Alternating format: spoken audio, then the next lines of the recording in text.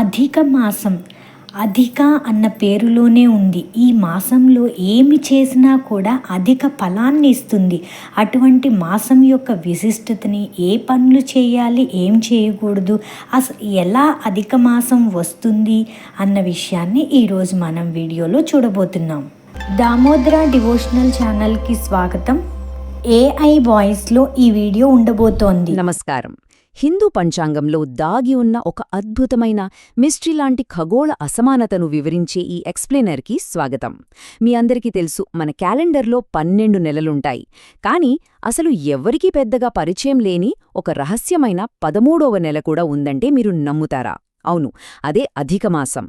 అందరిచేత వద్దని పక్కన పెట్టేయబడిన ఈ నెల సంవత్సరంలోనే అత్యంత పవర్ఫుల్ టైంగా ఎలా మారుతుందో ఈరోజు మనం డీకోడ్ చేద్దాం. ఇప్పుడొక ఆసక్తికరమైన విషయం చూద్దాం. 2026లో రాఖీ పౌర్ణమి, దీపావళి లాంటి పెద్ద పండుగనన్నీ సాధారణం కంటే చాలా లేటుగా రాబోతున్నాయి. ఎందుకలా? ఇదేదో ర్యాండమ్గా జరిగే మార్పు కాదు సుమా. దీని వెనుక చాలా ఖచ్చితమైన, ఆశ్చర్యపరిచే ఖగోళశాస్త్రముంది. పండుగల తేదీలు ఇలా అకస్మాత్తుగా మారడం వెనుక ఉన్న అసలు కారణమేంటో ఇప్పుడు తెలుసుకుందాం.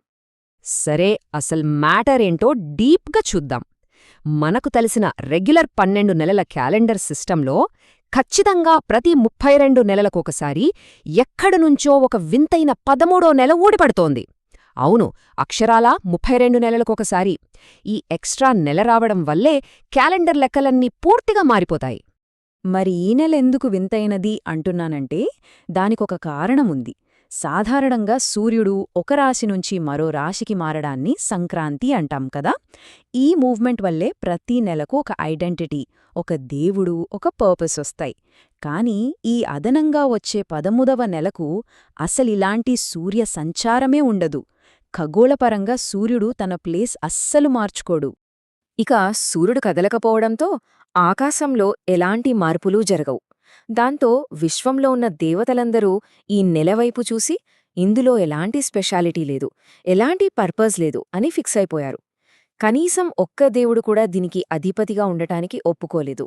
అందుకే దీన్ని పూర్తిగా పనికిరాని నెలగా, అంటే మలమాసంగా పక్కన పెట్టేశారు.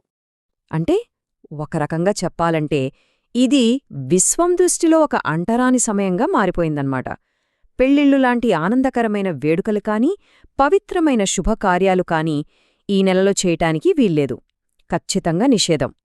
ఏ దేవుడూ ఈ నెలను ఓన్ చేసుకోలేదు కాబట్టి ఇది అపవిత్రమైనదిగా, పూర్తిగా రిజెక్ట్ చేయబడిన సమయంగా మిగిలిపోయింది.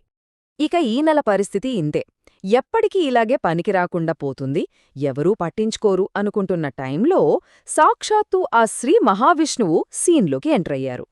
ఏ దేవుడు తీసుకోని రిస్కును ఆయన తీసుకున్నారు. అందరూ వద్దు అనుకున్న ఈ నెలను తాను స్వీకరిస్తున్నట్లు ప్రకటించారు. ఇదే కదా భగవంతుని అపారమైన కరుణ అంటే. విష్ణుమూర్తి ఈ నెలను తనదిగా ప్రకటించుకోవడమే కాకుండా భగవద్గీతలో తనకున్న అత్యున్నతమైన పేరును ఈ నెలకు గిఫ్ట్గా ఇచ్చారు.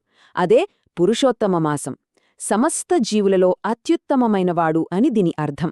అందరూ అసహ్యించుకున్న నెలకు ఏకంగా తన పేరునే ఇచ్చి అద్భుతమైన గౌరవాన్ని అందించారు. అంతటితో ఆగలేదు. విష్ణుమూర్తి తన ఒకే ఒక్క పవర్ఫుల్ స్టేట్మెంట్తో సీన్ మొత్తం మార్చేశారు. ఈ ఒక్క నెలలో చేసే ఏ చిన్న భక్తిపూర్వక పనైనా సరే మిగిలిన 12 నెలల్లో చేసిన దానికంటే ఎన్నో రెట్లు ఎక్కువ పుణ్యాన్నిస్తుందని డిక్లేర్ చేశారు. ఎవ్వరూ వద్దనుకున్న టైం ఒక్కసారిగా క్యాలెండర్లోనే మోస్ట్ పవిత్రమైన మాసంగా మారిపోయింది. ఎలా ఉంది ట్విస్ట్? మరే ఇంతటి పవిత్ర మాసంలో మనం ఎలా ఉండాలి, ఏం చెయ్యాలి? ఇక్కడే మనం ఒక ఇంపార్టెంట్ లాజిక్ అర్థం చేసుకోవాలి. మన స్వార్థం కోసం లేదా కోరికతో చేసే పనులకు, అంటే కామ్యకర్ములకు, ఎలాంటి లాభం ఆశించకుండా నిస్వార్థంగా చేసే నిష్కామకర్మలకు మధ్య ఉన్న తేడా ఏంటో ఈ నెల మనకు స్పష్టంగా చెబుతుంది. ఈ 30 రోజుల పాటు ప్రాపంచిక కోరికలతో కూడిన పనులన్నింటినీ ఖచ్చితంగా పాజ్ చేయాలి. అంటే పెళ్ళిళ్ళు, గృహప్రవేశాలు లేదా ఏదైనా కొత్త బిజినెస్ స్టార్ట్ చేయడం లాంటివి అన్నమాట. ఈ నెల మొత్తం కేవలం ఆధ్యాత్మిక సాధనకు మాత్రమే కాబట్టి ఇలాంటి భౌతిక లాభాలను ఆశించి చేసే కొత్త పనులకు ఇది రైట్ టైం అస్సలు కాదు. అయితే దానికి బదులుగా నిస్వార్థంగా చేసే పనులు, అంటే నిష్కామ కర్మలు ఈ టైంలో విపరీతమైన పవర్ను క్రియేట్ చేస్తాయి. కష్టాల్లో ఉన్నవారికి ఆహారం, బట్టలు దానం చేయడానికి ఇది పర్ఫెక్ట్ సమయం. అలాగే ఇంట్లో నిరంతరం ఒక దీపాన్ని వెలిగించి ఉంచడం, విష్ణు సహస్రనామ పారాయణం చేయడం లాంటివి ఊహించనంత గొప్ప ఫలితాలను ఇస్తాయి. విష్ణువు స్వయంగా దత్తత తీసుకున్న ఈ నెల పవర్ ఏ రేంజ్లో ఉంటుందో మన ప్రాచీన గ్రంథాలు చాలా క్లియర్గా చెప్తున్నాయి. పద్మపురాణం ప్రకారం ఈ అధిక మాసంలో ఒక్క ఏకాదశి వ్రతం చేసినా అది ఏకంగా 100 యజ్ఞాలు చేసిన పుణ్యంతో సమానమట. వినడానికి ఆశ్చర్యంగా ఉంది కదూ.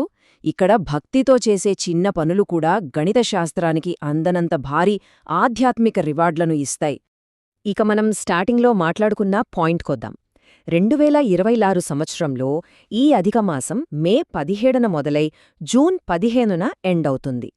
ఈ ఎక్స్ట్రా 30 రోజుల గ్యాప్ రావడం వల్లే ఆ తర్వాత వచ్చే రాఖీ పౌర్ణమి, దీపావళి లాంటి పెద్ద పండుగల డేట్స్ అన్నీ లేటుగా, అంటే ముందుకు పుష్ చేయబడతాయి.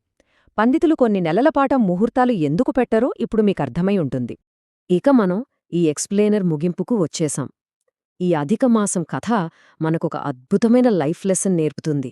విశ్వంలోనే ఎవ్వరూ వద్దు అనుకున్నా అత్యంత పనికిరానిదిగా తిరస్కరించబడిన ఒక సమయం సరైన దృక్కోణం దొరికితే అత్యంత పవిత్రమైనదిగా మారగలిగినప్పుడు మన చుట్టూ బహుశా మన జీవితాల్లోనే ఇలా తమ నిజమైన విలువను ప్రూవ్ చేసుకోవడానికి ఇంకెన్ని విషయాలు ఎదురుచూస్తున్నాయో కదా. ఈ ఆలోచనతో ఈనాటి ఎక్స్ప్లెయినర్ను ముగిస్తున్నాను. మళ్ళీ ఇంకో ఆసక్తికరమైన అంశంతో కలుద్దాం. తిరుమల గర్భాలయంలోని ఎన్నో విషయాలను కూడా సిరీస్ లాగా స్టార్ట్ చేశాను. షార్ట్ అండ్ లాంగ్ వీడియోస్ రూపంలో అప్లోడ్ చేయడం జరుగుతుంది. ఐకాన్స్లో కూడా ఇస్తాను, తప్పకుండా చూడండి. ఈ వీడియో నచ్చినట్లయితే లైక్ చేయండి, సబ్స్క్రైబ్ చేసుకోండి. సర్వం శ్రీకృష్ణార్పణమస్తు.